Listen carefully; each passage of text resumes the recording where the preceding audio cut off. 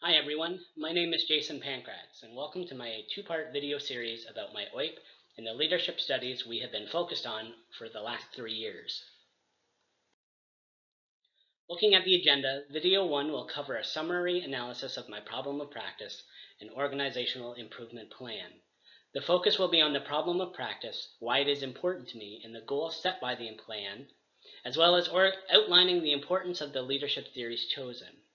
Throughout this journey, nearly all analysis has been through written means.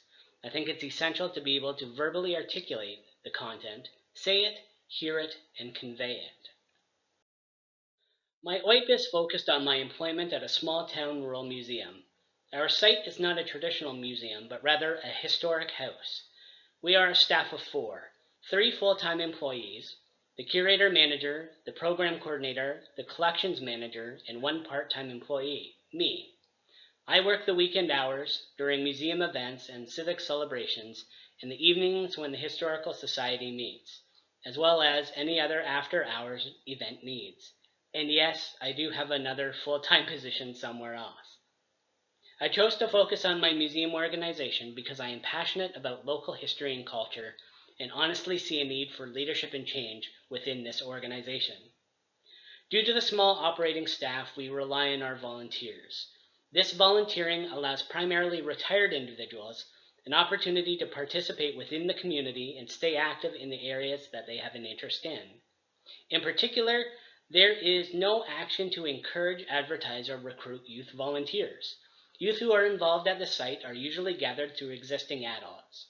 Though there are some who have an inherent interest in the museum culture, who seek out opportunities to be involved, but traditionally these youth are not called upon to provide service except through 2 large museum events, the Town Canada Day celebration and a Summer Town Festival weekend.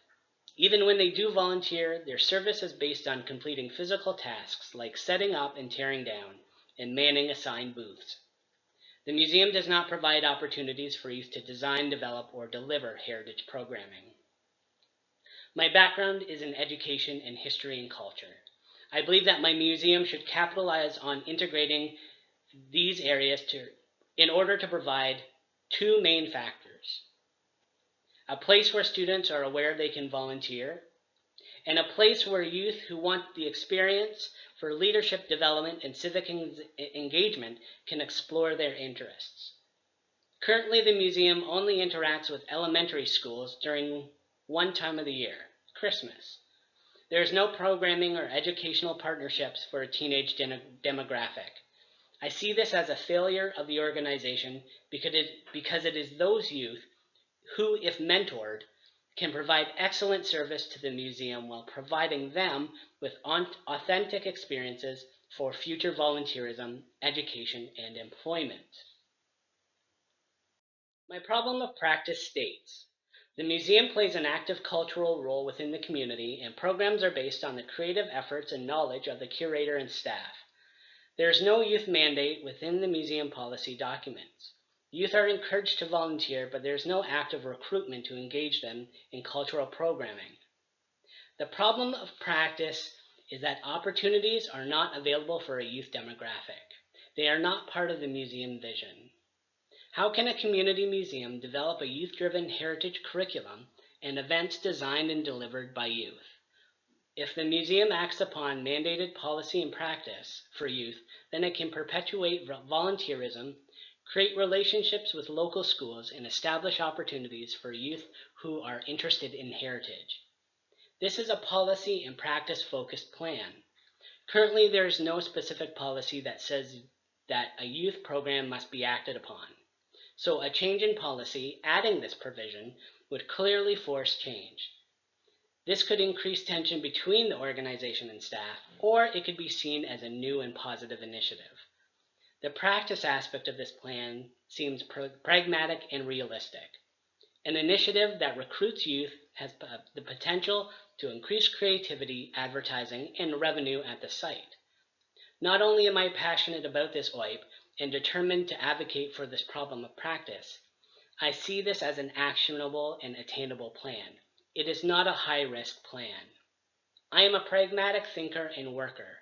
So it was important for me that this OIP have clear goals. They can be broken down into 3 areas: short, medium, and long-term goals and plan outcomes.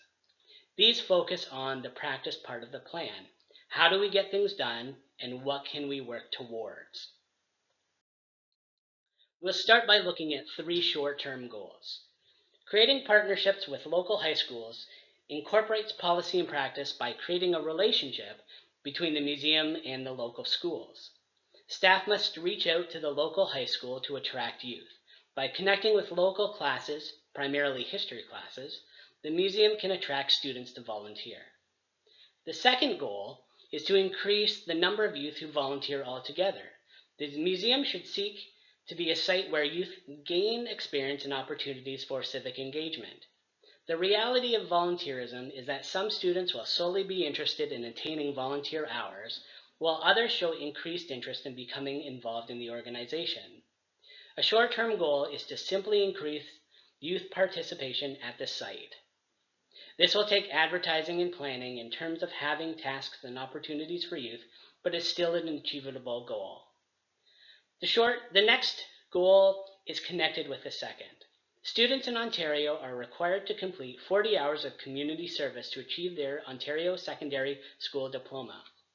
The rationale for these 40 hours is to encourage students to understand civic responsibility, contribute to their communities, and learn from their positive contribution. Community involvement is an important part of student experience and ties directly with the career and life planning portion of the curriculum. As stated, this serves a dual purpose. Students identify a place to volunteer and gain those hours and experiences, while the organization increases its volunteer intake. The partnership between schools can increase each of these factors. Medium goals. Creating ongoing educational partnerships can foster annual interaction between schools and the site. This can take the form of the museum staff delivering content to classes at the school or at the site. Direct curriculum resources such as the analysis of primary documents and artifacts, as well as establishing understanding that heritage site is a place for historical research and is a community resource. It is important for me that as the number of youth volunteers increase, the museum recognize students who show increased interest in the context and content of the site. These students can be gleaned from other youth volunteers and offered opportunities to participate at the museum. Students can easily be trained and accessed as tour guides to help catalog the content of the museum, as well as perform other tasks that are appropriate and beyond simple tasks of physical labor. It is important to acknowledge their interest in becoming stakeholders within the organization and not just volunteers to perform specific tasks when they are needed. Long-term goals are also pragmatic for the plan. The hope is that youth who show increased interest in the context and leadership will have opportunities to design and deliver their own museum content. This will hopefully become an ongoing practice in the museum calendar of events. Another long-term goal is to establish a role for a youth representative on the Museum Advisory Committee. It is only fitting that a youth rep be part of this committee and act as an official representation of youth stakeholders and interest in the museum context, content, and community and education connections. It is also foreseeable for another youth to sit on the Historical Society executive to represent youth initiatives and interest in cultural programming and youth engagement. These long-term goals fulfill the OIP by focusing on practice that involves the museum organization and youth participants, as well as setting the stage for future opportunities for youth to interpret and influence both policy and practice. This slide outlines the hierarchical structure of the museum organization. The museum is owned and operated by the town. The town establishes budgetary factors such as staff employment, wages, general property maintenance, and program funding. The Museum Advisory Committee, or MAC, is made up of town citizens and represents the town council. All matters that concern the museum in operation or preservation are discussed by this committee. The MAC has the authority to pass or decline requests, acting as the manager of the museum. If more support is needed, the MAC takes issues directly to town council. As town employees, staff are subject to the rules and regulations of the municipality. The curator gives a monthly report to the MAC that outlines activities, budgetary content, and advocates for the direct needs of the museum. Volunteers are essential to the site. They contribute by marketing, designing, and delivering content. With the leadership of museum or employees, volunteers fill gaps where staff members cannot commit the time to complete specific tasks. There is also a volunteer coordinator who contacts an organizes individuals who have shown interest in volunteering through the site services. Volunteers lead tours, set up and tear down events, clean and maintain the historic house and grounds. Currently, volunteers are involved on a situational basis. It was important to me that my OIP establish outcomes for both the organization and its youth participants. While researching numerous leadership theories over the last 3 years, 2 theories seemed most appropriate: situational leadership theory, SLT, and leader-member exchange theory, LMX.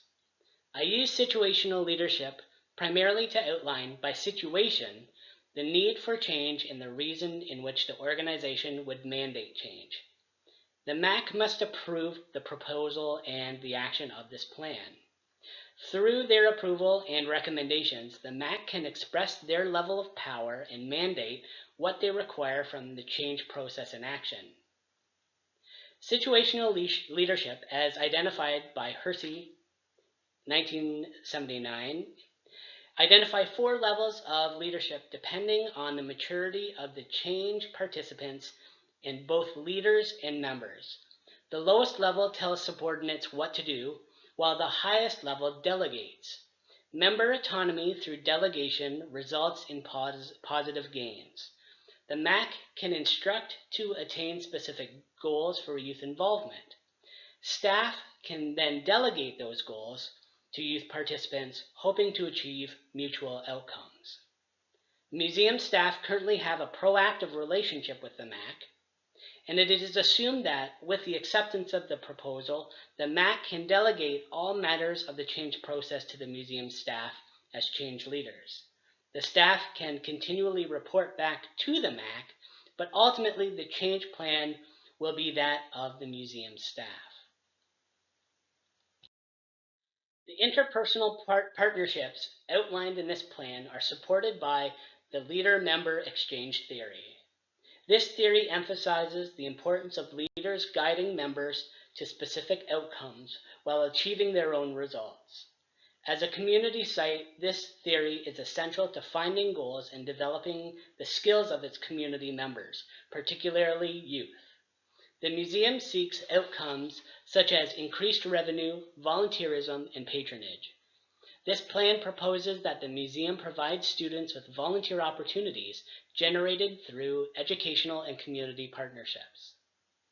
LMX focuses on reciprocal common goal attainment. I see this as a guiding principle for teaching and social interaction, leading, guiding, and mentoring members. I like the term participants, towards specific goals. In the same way, the leader achieves their goals by guiding participants towards specific outcomes as well. This theory also lends itself well to working with youth. Youth need to be mentored while developing their skills.